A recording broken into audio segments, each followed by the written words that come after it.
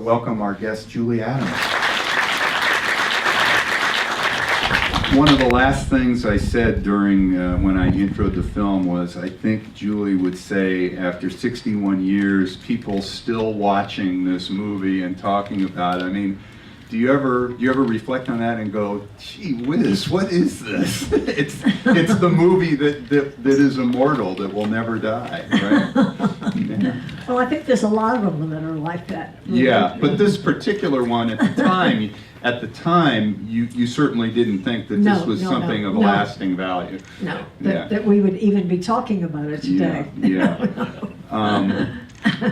You know, movies are hard work, but it seems from what I've read that you guys had, Richard Carlson, Richard Denning, Nestor Paiva, all of you had fun doing this movie with Jack Arnold. Yes, we did. We did have a good time. Yeah, yeah.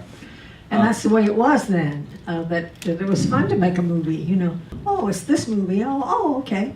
Yeah, this should be fun. Yeah. That's kind of the way we were. And you were under contract to Universal, I believe, starting in '51. What was it like to be under contract to a big studio at that time, where they really looked after you?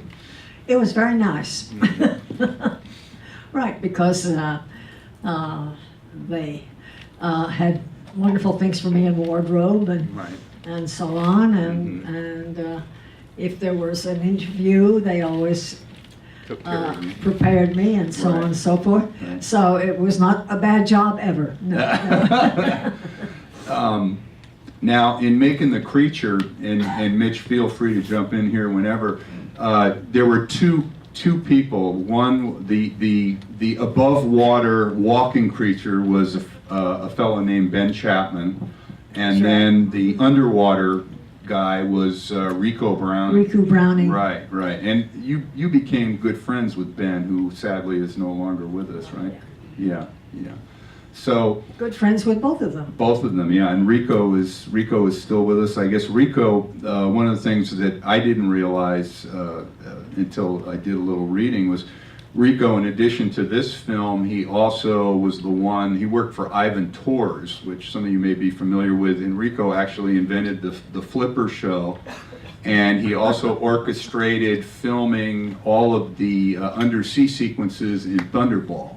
So he's quite the accomplished guy, and from what Rico says, the creature still follows him, but he's kind of like, I've done a lot of other things. It's kind of like Ingrid Bergman. I did do another film besides Casablanca. That's right. Yeah, and so on and so forth. So, were you doubled for all the underwater stuff, or just? You were in that water you were in. That was the unit, for lack of a better term, the Universal Lake. Is that That's correct? right. That's right. Right. So did they let you do anything underwater, or was that all done in Florida and doubled? I believe it was. It's hard for me to remember exactly. Yeah. It was My son. Rico and Ginger Stanley were the primarily underwater unit. It was one of the first films that had two units, a second unit in Florida. Right. And Ginger Stanley, who's still with us, was her underwater double. And there was also another double named Polly Burson, who, when she gets swept off the boat, that was Polly, her stunt Doing double. the fall, stunt fall. They were actually, I guess. Yeah. Oh, Yeah. dear, So that I felt was. bad about that too. No. Well, it's interesting. David Hedison was here last night, and he talked about his first movie, The Enemy Below.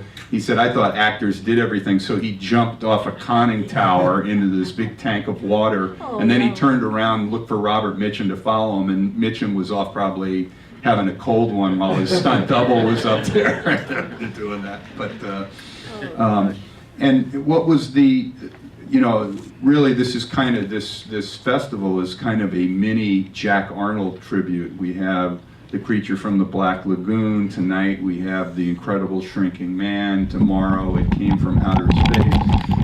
And Jack Arnold really did a good job with this film. What type of director was he? Was he collaborative with the actors and solicited input?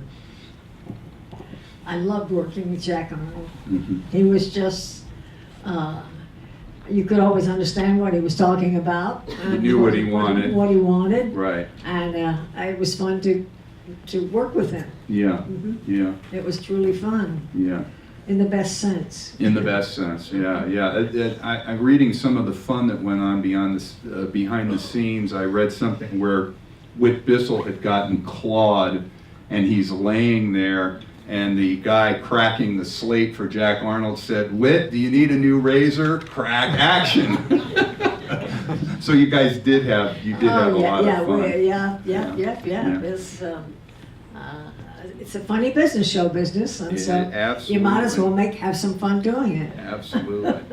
How long did you work on the picture? Was it just a couple weeks, so on and so forth? I mean, because you did all the work here in Universal, and then the stuff was, the underwater scenes were done in Florida, correct? That's correct. Okay. Okay. So.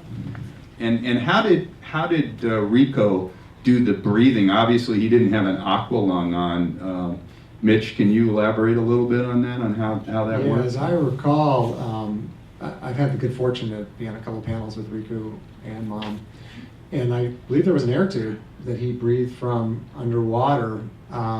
So hiding in the Right. seaweed, he would go like that and then hold these his takes, breath. I mean, it was quite a deal. This underwater camera that was pioneered by Scotty Wellborn, the underwater 3D camera. I think it's the first underwater 3D film in history. You might. Yeah, I believe that's correct. Yeah, so I think the camera flooded a few times. It was problematic, and but Riku had to literally take a breath, and you couldn't see bubbles come up because you couldn't use like an aqua lung because you. Right.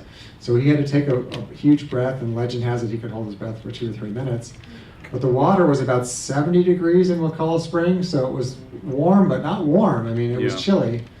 And he was absolutely incredible. I mean, in that part. So to answer the question about the length of it, I think it was about 6 weeks they filmed. Right. It was shut down briefly when they redesigned the creature. Some people, if someone, those that have the book can see, there's an early kind of, it almost looks like an alien or the Oscar statuette that was the original. And I think Riku wore it, and there's a screen test. And there's a shot in the book of her looking at the original creature, wondering, what have I got myself into? And then there's also a picture in the book where she sees the real creature and is astonished, as most people are that see it today. It was, I mean, probably one of the most incredible monsters in history ever created. Yeah.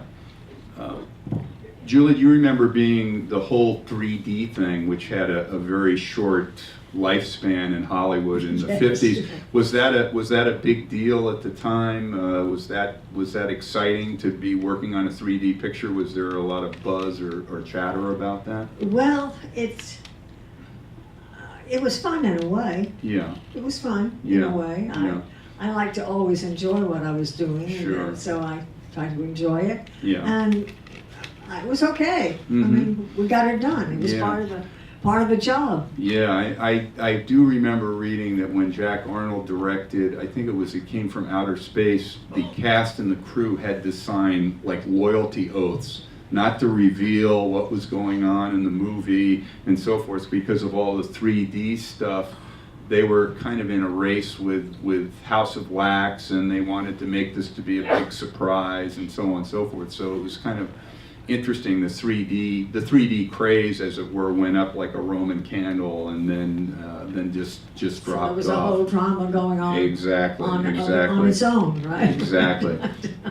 So when Ben Chapman picked you up, didn't he kind of do a faux pas? And because I saw a picture of you being attended to and being given first aid there on the set. Did they bump your head, or did you get hurt doing the film? Well, I think what happened was that he picked me up, and if they were in the cave. Everybody who knows about being picked up like that, if you're picked up, your head is back like this. Right, your head goes back. And he's carrying me like that, and so I bumped. He. And of course, he couldn't see very well. Right. Yeah, he had when he was down in that bamboo cage, they had those fake eyes that looked like he'd been out on the town all night. Yeah. So anyway. And so I think, he bumped my head. I bumped my head. Right. That wasn't my fault. No, of course not. Of course not. And I jumped, like this. And he was rather upset about it. He thought, you know. Oh, Ben was? Wanted to be sure that I was all right. Oh, you know? yeah, he didn't want to hurt you. Of course not. Of course not. Well, One thing on that story, in the book she shares that they didn't heat the tank that day, so there was an added element of drama that the water, I think, was 50 or 60 degrees. So they were literally, so she had to be unconscious, trying not to shiver. He was freezing cold. He couldn't see, and the whole cave was full of sort of stalactites or stalagmites. Yeah. And one of those hit her head, and then if anyone comes to the table afterwards, hopefully you can take a peek. There's a picture of Ben looking over her, I think solicitously, as you call it. Yeah, they're all gathered around. There's nothing funnier than like Ben. literally Good saying guy. Ben was people a out good of guy. character, and Yeah. he was like, oh Looking my God, after I me. just. He was looking after But you. they made a big publicity stunt out of it, and it's Mhm. creature lore now. The creature lore, that's right. Well, the creature has gone on endlessly. There's now a book that Tom Weaver and others collaborated on, all about the creature. And I do remember having the Aurora model back in the 60s and putting it together. Hey, the smell of airplane glue. You know? But it has endured. But your career as well,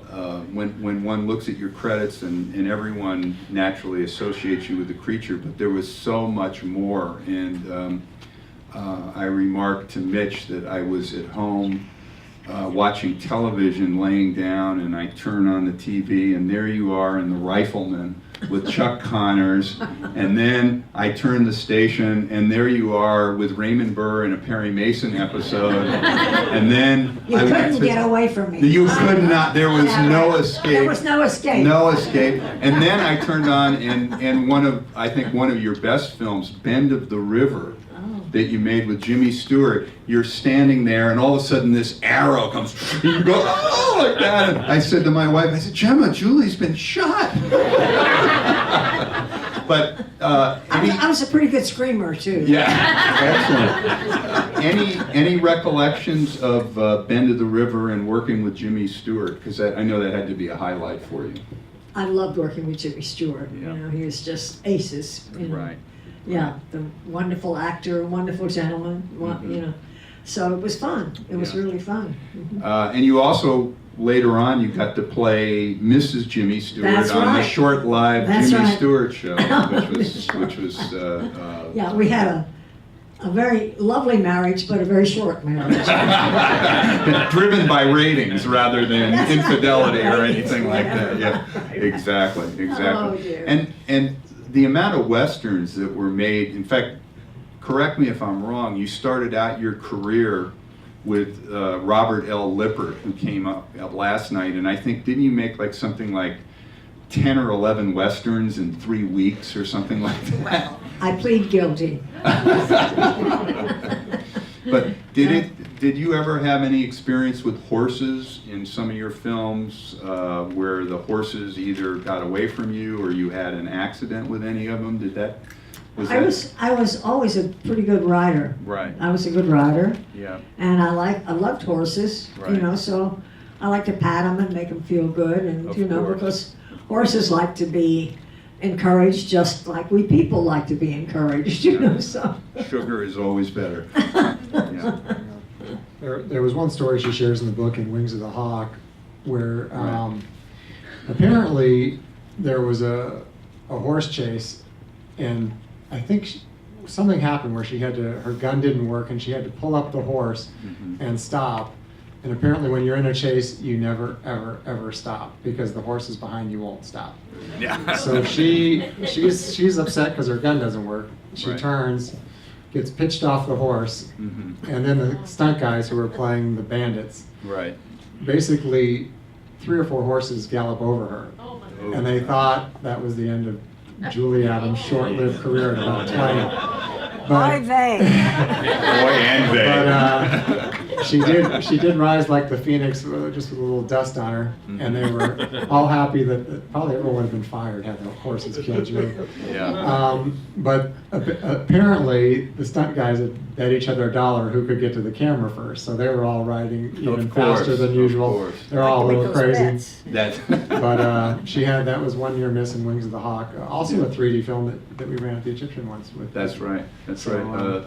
And then was Man from the Alamo. Right, Was Bud another Bedecker, one. right? Bud Bedecker. Yeah, Bud Bedecker, from what I hear about him, he was one of these directors where if the protagonist, male or female cowboy, had to ride and get shot and fall off his horse into a bunch of cactus, well, by God, you're an actor. You're supposed to do that.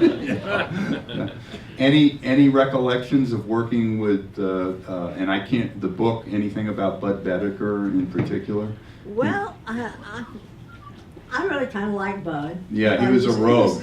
He was a good guy. Yeah, He was a good guy, Yeah. and he never asked me to do anything. fall off the horse or Well, that's good. do anything Yeah. dangerous. Yeah. So I got along fine with him. Yeah, Bud was a character. We had him one night, I think, at UCLA a long time ago for The Killer Is Loose, and we had Rhonda Fleming there, and we had Bud, and in the middle of the interview, Bud starts kind of coming on to Rhonda and ask her for her phone number in the middle of the interview. It was really interesting.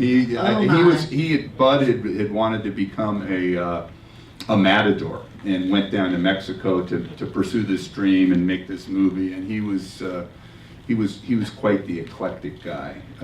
But you had so many great leading men. I mean, you're the roll call of leading men. In addition to Jimmy Stewart, there was also Rock Hudson, and I know you and Rock were both under contract in Universal. What was Rock a good guy to work with? A great guy to work with. Yeah, good friend. And we were both right about the same age, and so Right. we enjoyed each other's company. Mhm, You know, mhm. it was friendship. Yeah, yeah. Absolutely. Mhm. Did you prefer, once you left Universal and you were out on your own, did you find that adjustment a little bit daunting at first because you didn't have the studio there to kind of take care of you and that weekly paycheck and all of that and Oh yeah, you missed that weekly paycheck. now you're waiting for the phone to ring and so forth and so on. whatever. Yeah, Yeah. Am I ever going to have another job again? You know, right? Well, that's the actor's life. So, Julie will be signing her book after we wrap up here, and I encourage everybody to give her book a look. It is a wonderful memoir of not only a great career, but a life well lived. And she is still Thank going you. strong, and the creature is still growing strong. And I thank both you and Mitch for coming out here for this. It was really special. Thank you. Put it together for Julie Adams. Thank you so much. Thank you.